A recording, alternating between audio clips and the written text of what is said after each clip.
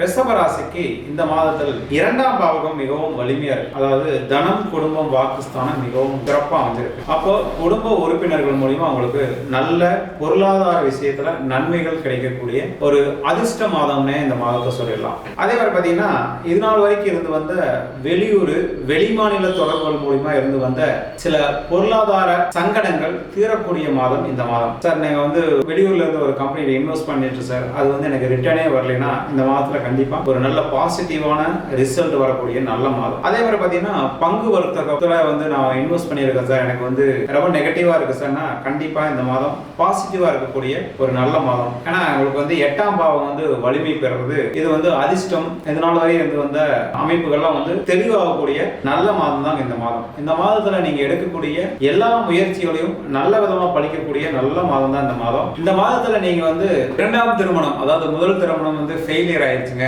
இரண்டாம் திருமணம் எனக்கு இனி சக்சஸ் ஆகல, அது உங்களுக்கு கைவர பெறல அப்படின்னா இந்த மாதத்துல நீங்க முயற்சி பண்ணுங்கன்னா அது உங்களுக்கு பலிதமாகக்கூடிய ஒரு நல்ல மாதம் தான் இந்த மாதம். ஆக இரண்டாம் திருமணம் கை கொடுக்கக்கூடிய ஒரு நல்ல மாதம் இந்த மாதம். அதே மாதிரி பாத்தீங்கன்னா மூத்த சகோதர ஸ்தானம் வலிமை பெறக்கூடிய நல்ல மாதம் இந்த மாதம். அதாவது எனக்கு எங்க அண்ணாவுக்கும் நிறைய சொத்து தகராறு இருக்குங்க, பேசிக்கிறதே இல்லை அப்படின்னா இந்த மாதத்துல நீங்க முயற்சி பண்ணீங்கன்னா அது நிவர்த்தி ஆகக்கூடிய நல்ல மாதம் தான் இந்த மாதம். ஆக மொத்தம் மூத்த சகோதரர் வழியா உங்களுக்கு நல்ல பொருளாதார முன்னேற்றத்தையும் நல்ல ஒரு உறவு முறையை பேணி பாதுகாக்கக்கூடிய ஒரு நல்ல மாதம் தான் இந்த மாதம். இந்த மாதத்துல நீங்க விருப்பப்படக்கூடிய உறவு முறைகள் உங்களுக்கு நல்ல விதமா கை கொடுக்கக்கூடிய நல்ல மாதம் இந்த மாதம். இந்த மாதத்துல நீங்க எச்சரிக்கையா இருக்க வேண்டிய ஒரே சூழ்நிலை என்னன்னா மனைவி சார்ந்த சொந்த பந்தங்கள் கிட்ட நீங்க எச்சரிக்கையா இருக்க வேண்டிய ஒரு மாதம் இந்த மாதம். ஏன்னா அவங்களுடைய அமைப்பு பாத்தீங்கன்னா 8ஆம் பாவத்தோட தொடர்பு வருவதனால அவங்க மூலியமா சில சண்டை சச்சரவுகள் வரக்கூடிய மாதம் இந்த மாதம். ஆக கவனமா இருக்க வேண்டிய மாதமும் இந்த மாதம் தான். இந்த மாதத்துல உங்களுக்கு தொழில் நல்லா இருக்கும், தொழில் மூலியமா